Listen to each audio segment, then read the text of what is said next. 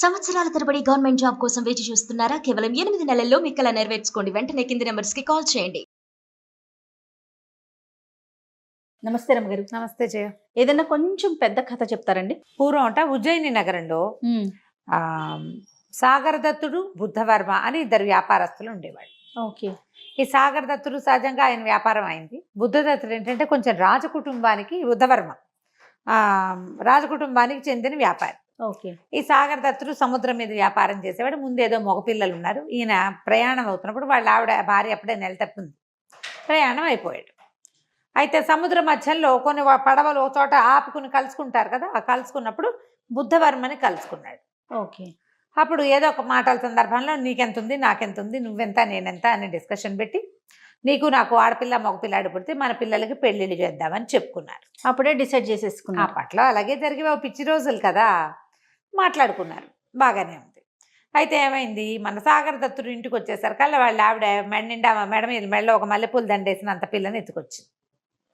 అబ్బో ఎవరి మల్లిక అని అడిగాడు ఆయన. మన కూతురే, ఇప్పుడు మొన్న మీరు వెళ్ళాక పుట్టిన పాపాయి అని చెప్పింది. బాగుంది పిల్ల, ముద్దుగా. పిల్లకి మల్లిక అని పేరు పెట్టారు. మల్లె పువ్వులేనే చక్కగా ఉండేది. సరే ఏమైంది, మన ఇతను కూడా, మన బుద్ధవర్మ కూడా ఊరు చేరిపోయాడు. ఊరు చేరిపోతే ఏమైంది, ఈయన చెప్పాడు, వసే మరి పిల్లాడిని డెలివరీ అయిపోయింది కదా, పిల్లవాడిని ఎత్తుకురమ్మన్నాడు. పిల్లవాడిని ఎత్తుకురమ్మంటే వాడు ఒక కన్ను, ఒంటి కన్ను ఒక కన్ను మూసిపోయింది, గూని బాగుండ్లా అస్థిపంజరంలా ఉన్నాడు పిల్లాడు. ఇదేంటి ఈ ఒంటెను కన్నావు అన్నాడు. ఒంటెను కన్నావు ఏమిటంటే ఆయన తండ్రి ఒంట అనేసరికల్లా వాడు ఆకారం పాపం బాగుండలేదు కదా, అందరూ ఓష్టుడు అని పిలిచేవాళ్ళు వాడిని. అయ్యో, ఓష్టం అంటే ఒంటె, గూని పిల్లవాడు. ఇంకా ఏవో పిల్లలు ఉన్నారు వాళ్ళకి, ఈ పిల్లాడు. అయితే ఊరంతా వాడిని అలాగే పిలిచేవాడు. ఇతను ఏమన్నాడు, వసే ఎలాగే నేనేమో సాగర్ దత్తుడితోటి పెళ్లి సంబంధం మాట్లాడాను, మన పిల్లాడికి వాళ్ళ పిల్ల నుంచి పెళ్లి చేస్తానని ఒప్పుకున్నాడు. ఇప్పుడు పిల్లాడు పుట్టాడని ఉత్తరం రాయాలి కదా అంటే రాయమని. పిల్లాడు పుట్టాడు అని ఉత్తరం రాస్తే మాకు ఆడపిల్ల పుట్టింది, పేరు మల్లికని పెట్టాం, పిల్ల బాగుందని చెప్పాడు. బాగుండేదని ఈయనేం చెప్తాడు, ఊరుకున్నాడు. ఊరుకున్నాక పిల్లాడికి ఒక 4-5 ఏళ్ళు వచ్చాక మన సాగర్ దత్తుడి దగ్గర నుంచి కొంతమంది ఈ ఊరు వస్తూ, ఏమంటే మా పిల్లని, మా సాగర్ దత్తుడు గారి పిల్లని మీ అబ్బాయికి ఇస్తామని ఒప్పుకున్నారట, మరేమోను పిల్లాడిని ఒకసారి చూసిరమ్మన్నారు, కాబోయే అల్లుడు అన్నారు. అనేసరికల్లా కాబోయే అల్లుడు లేడు, ఎక్కడికో వెళ్ళాడని చెప్పారు. చెప్తే ఈవిడేమంది, ఏమండి మనం మసిపూసి మారేడుకాయ చేద్దాం, పెళ్లి సంబంధం పోగొట్టుకుంటామా ఎక్కడైనాను, పిల్లాడిని అసలు చూపించద్దు కొన్నాళ్ల పాటు, పెద్దయ్యాక ఏదో ఒకటి చెప్పి చేద్దాం పెళ్ళి, ఈ లోపల స్నేహం పోగొట్టుకోవడం ఎందుకు, వ్యాపార సంబంధాలు ఉన్నాయి, పెళ్లి దాకా మన వ్యాపార బంధం ఇలా నిలబెట్టుకుందాం, రాబోయే లక్ష్మిని కాపాడుకోవాలి కానీ చెడగొట్టుకోకూడదు, పిల్లాడి మీద వాడికి చూపించకుండా ఏదో వేషం వేద్దామని చెప్పింది. 4 ఏళ్లకు ఒకసారి వచ్చారు, 8 ఏళ్లకు ఒకసారి వచ్చారు. 8 ఏళ్లకు వచ్చినప్పుడు ఏమన్నారు, మా పిల్లాడు తామ్రలిప్తి నగరంలో ఉన్నాడు, ఊళ్ళో లేడు, మేనమా దగ్గర వేదాధ్యయనం చేస్తున్నాడు అని చెప్పారు. పిల్లాడికి 14 ఏళ్ళకి వచ్చాక ఇంకోసారి వచ్చారు. వచ్చేసరికి అలా ఏమైంది, ఈసారి అన్నారు పిల్లాడు అక్కడే చదువుకుంటున్నాడంటే వాళ్ళు ఆశ్చర్యపోయారు. అదేమిటి 14వ ఏడు వచ్చింది, 8వ ఏడు వచ్చినప్పుడు మేనమామన్నారు, 8 నుంచి 14, 6 ఏళ్ళ వేదాధ్యయనం చేసి వాడేం చేస్తాడు, వ్యాపారం చేసుకోవాల్సిన వాడు, తండ్రి వ్యాపారంలోకి 12-14 ఏళ్ళు వచ్చరికి వ్యాపారంలో కుదురుకోవాలి, వ్యాపారం లేదు పాడు లేదు, ఏమిటో ఇలా చెప్తున్నారు ఏంటని పోయి ఇంటికి వెళ్ళి సాగర్ దత్తుడితో చెప్పారు. ఆయన అన్నాడు, అలా కుదరదు, ఎలాగైనా పిల్లాన్ని చూపించాల్సిందేనని చెప్పండి.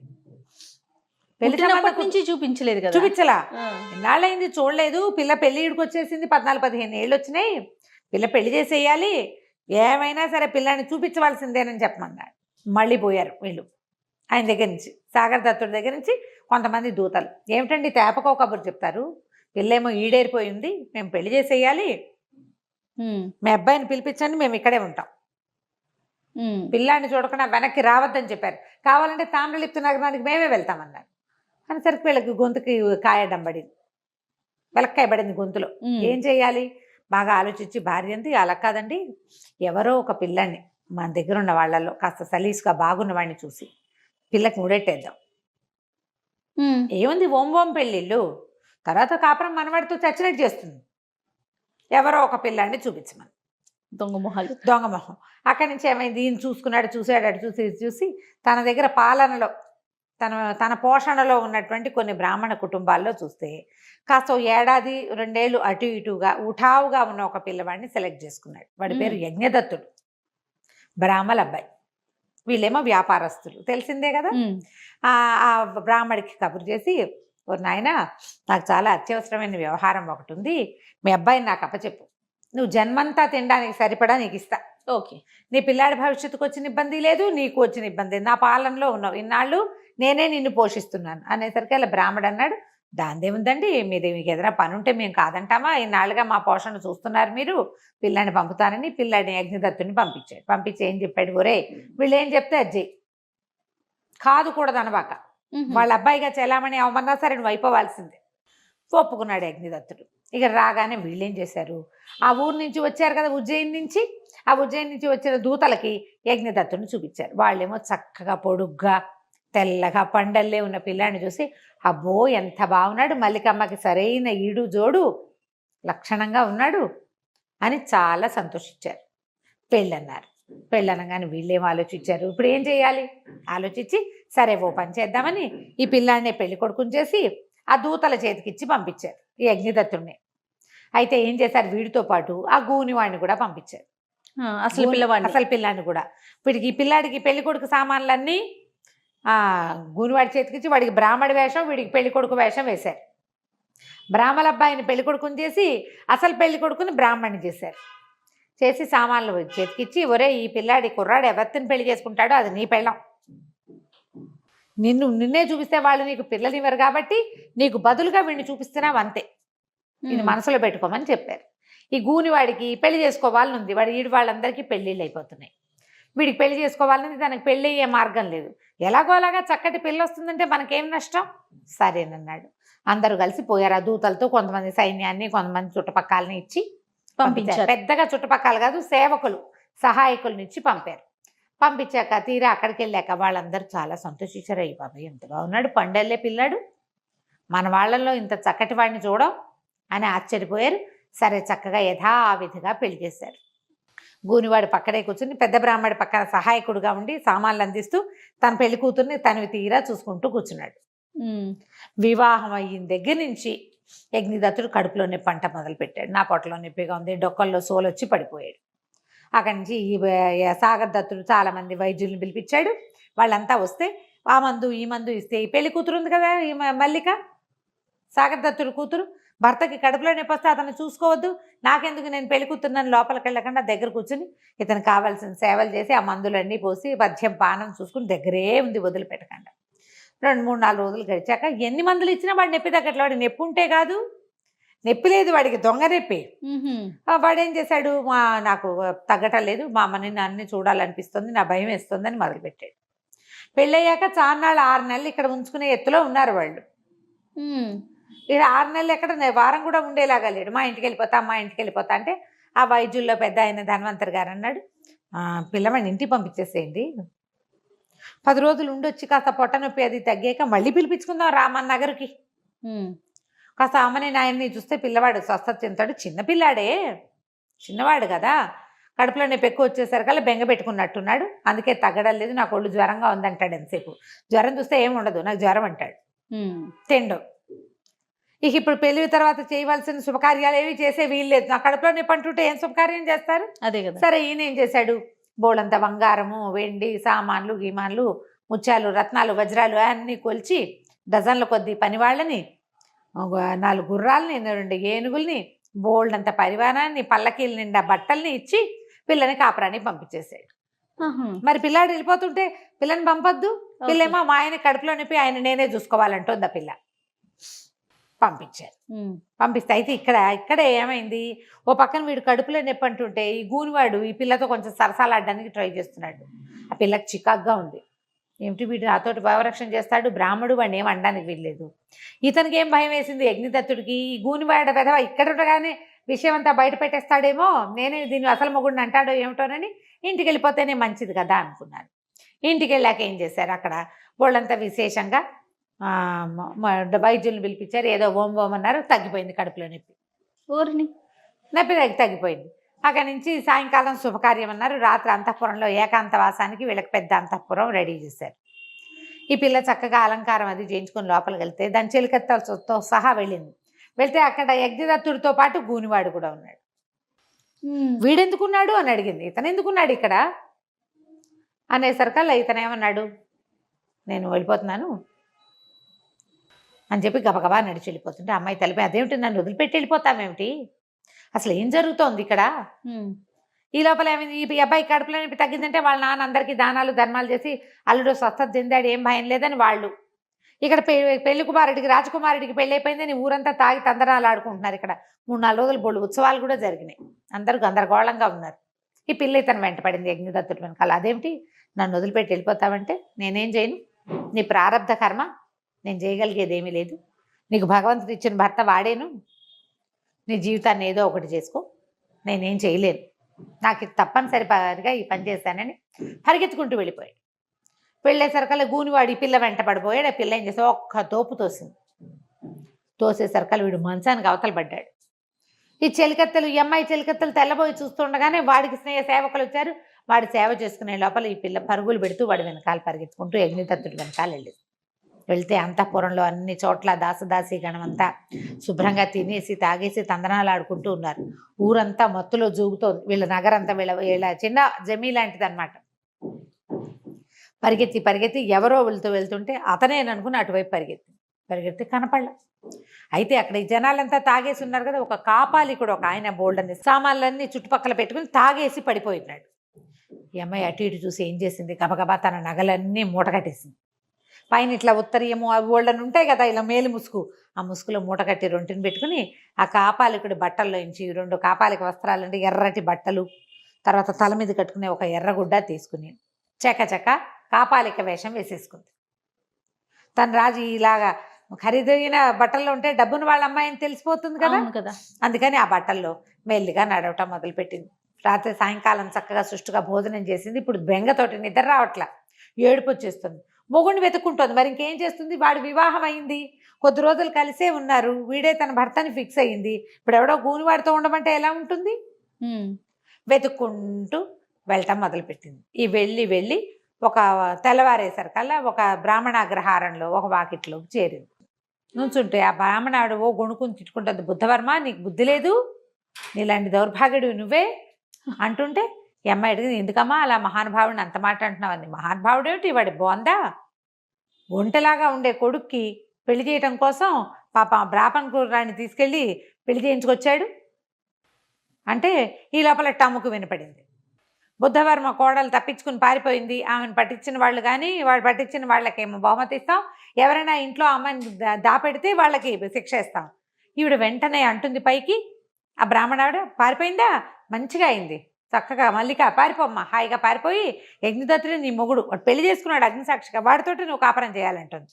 ఈ అమ్మాయి నిర్ఘాంతపోయింది. వెళ్ళి అక్కడ కూర్చుని బిక్కమొహం వేసి, నేనేనండి మల్లికని అని చెప్పేసరికి ఆవిడ తెల్లబోయి, అయ్యో ఇదేమిటమ్మా ఈ అవతారం, బోళ్ళంత డబ్బు ఉన్న వాళ్ళ పిల్లవి ఇటా ఉన్నావేమిటంటే, ఏం చేయను, నిన్న రాత్రి ఏకాంత మందిరం అన్నారు, ఆ మందిరంలో ఆ గూనెబ్బాయి ఉన్నాడు, చెలికత్తలంతా ఉన్నారు, వీడే నీ మొగుడని యజ్ఞదత్తుడు కాస్త వెళ్ళిపోయాడు, నా భర్త ఏమో వెళ్ళిపోయాడు, ఏం చేయాలో తెలీదు, అతను వెనకాల పరిగెత్తుకుంటూ వచ్చాను, ఊరంతా తప్పదాగి దోగిపోతున్నారు, భయం వేసింది, అక్కడ ఎవరో కాపాలికుడు కనపడితే ఆ వేషం వేసుకొచ్చాను అంటే ఆవిడ ఏం చేసింది, దామా లోపలికి రాని లోపల తీసుకుపోయి ఆ బట్టలు తీసి శుభ్రంగా తలంటి పెట్టి, మరి రాత్రి నుంచి దుమ్ము కొట్టుకుపోయిన ఏ పిచ్చిగుడ్డలో అవి, శుభ్రంగా స్నానం చేయించి మంచి బట్టలు ఇచ్చి పక్కన కూర్చోబెట్టుకుంది, అన్నం పెట్టింది.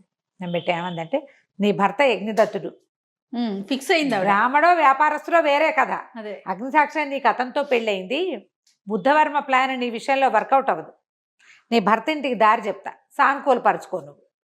అక్కడి నుంచి ఏం చేసింది, మళ్ళీ కాపాలిక వేసి ఆ బట్టలు ఉతికారేసేసింది ఆవిడ, ఆ కాపాలిక బట్టలు. మళ్ళీ మధ్యాహ్నానికి బట్టలు ఆరిపోతే ఈ అమ్మాయి ఏం చేసింది, మల్లిక ఆ కాపాలిక వస్త్రాల ఎర్రగుడ్డలు కట్టుకుని పోయి ఆ యజ్ఞదత్తుడి ఇంటికి వెళ్ళింది. తెలిసిందిగా అడ్రస్ ఈ బ్రాహ్మణావిడ చెప్పింది. అక్కడికి వెళ్ళేసరికి ఆయన ఏదో వేద పాఠం చెప్పుకుంటుంటే వెళ్ళి అక్కడ కూర్చొని ఏం పాఠం చెప్తున్నావు నువ్వు అంది. వేదం చెప్తున్నాను అంటానండి. ఏం వేదం, నువ్వేమో వర్ణ సంకరం చేసావు, నువ్వు బ్రాహ్మణ వేయండి వయసులమ్మాయిని పెళ్లి చేసుకున్నావు, ఇప్పుడు కూర్చొని పాఠం చెప్పుకుంటున్నావు పెళ్ళాన్ని వదిలేసి అన్నది. అనేసరికల్లా మీకు ఎలా తెలుసుంటే కాపాలికలకి అన్నీ తెలిసిపోతాయి కదా. ఏమన్నాడు, మరి నేనేం చేయను, నేను ఇంకా చేయగలిగేది ఏం లేదు, మా దగ్గర ఏమీ లేదు, నా తండ్రి ఆయన పోషణలో ఉన్నాడు, బుద్ధవర్మ పోషణలో. ఆయన చెప్పిన పని చేయమన్నారు, నేను చెప్పిన పని చేశాను. పాపం పుణ్యం భగవంతుడికి ఎరుక. వాళ్ళు చెప్పింది చెయ్యాలి, మా నాన్న ఆజ్ఞ గురువాజ్ఞ పాటించా అంతే. అంతే, ఇక నేను నాదేం లేదన్నాడు. 3 రోజులు రోజు పోయి అక్కడ కూర్చునేది. ఏమనుకుందంటే వీళ్ళకి అసలు ఏమీ లేదు, పేద కుటుంబం, పోషణ వీళ్ళకి తిండి నా 2 పూట్ల అక్కడి నుంచి వస్తుంది. ఆ డబ్బులు లేవు, వీళ్ళంతటి వీళ్ళు సంపాదించుకునే రోజు కాదు అది. అందుకని నిర్ధనత వల్లే, వీళ్ళు డబ్బు లేకపోవటం వల్లే ఈ పనికి ఒడిగట్టారని తెలుసుకుంది. ఏం చేసింది, బోడంత బంగారం పెట్టుకున్నదిగా మూట కట్టి పక్కన పెట్టింది. అందులో నుంచి ఒక ముత్యాహారం అమ్మించేసి ఆ ముసలి బ్రాహ్మణావిడితోటి ఏం చేసింది, ఒక వెండి పాత్ర, ఓ బంగారు పాత్ర, ఓ రాగి పాత్ర, 3 నిండా కాసులు పోసి ఈ యజ్ఞదత్తుడి ఇంటి దగ్గర పాతి పెట్టింది.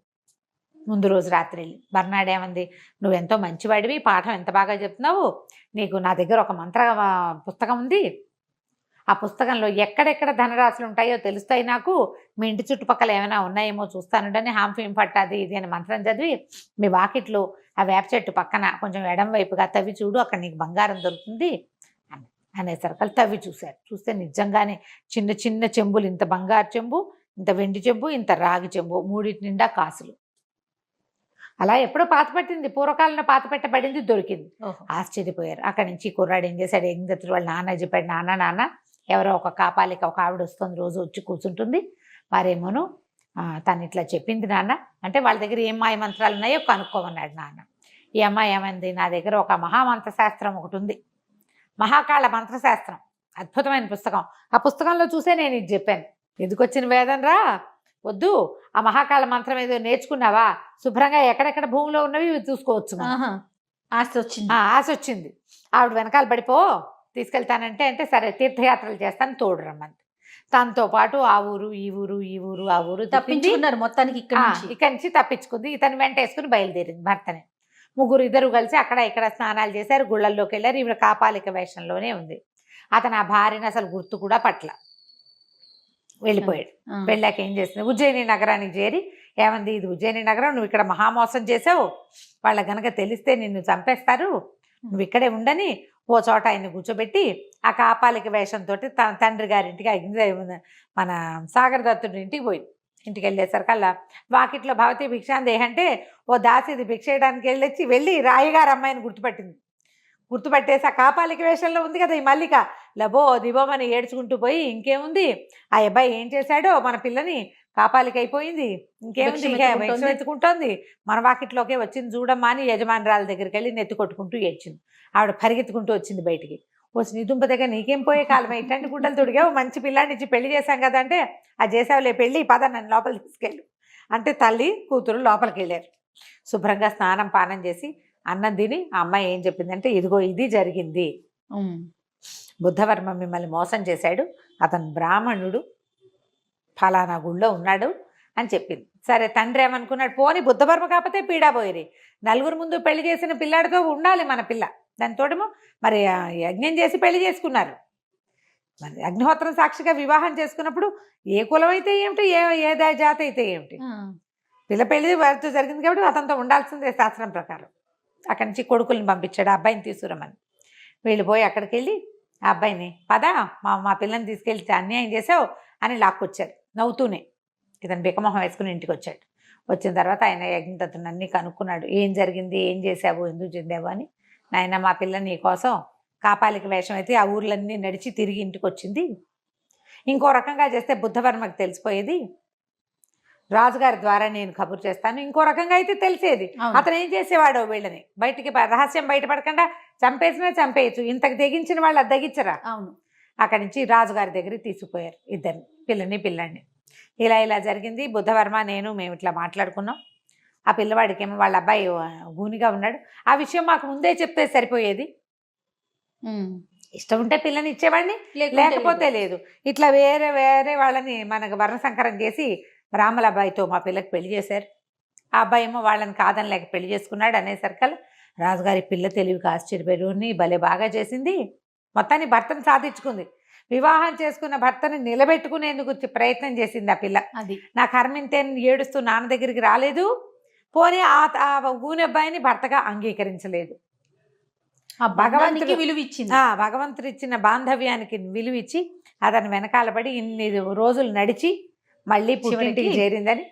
సరే రాజుగారు వెంటనే బుద్ధవర్మకి ఒక కాగితం పంపించి, నువ్వు చేసిన పని బాగుండలేదు, మీ వాడికి తగిన పిల్లని మీ దాంట్లో చేసుకో, వీళ్ళ జోలికి రావద్దని యజ్ఞదత్తుని వీళ్ళతో పాటే ఉంచుకున్నారు. హాయిగా సుఖంగా ఉన్నారు మల్లిక యజ్ఞదత్తుడు. అతను తన బ్రాహ్మణ్యాన్ని వదిలిపెట్టుకోలేదు, ఈ అమ్మాయి చక్కగా భర్తని వదిలిపెట్టుకోలేదు. కథ కంచికి మనం ఇంటికి. నమస్తే. నమస్తే.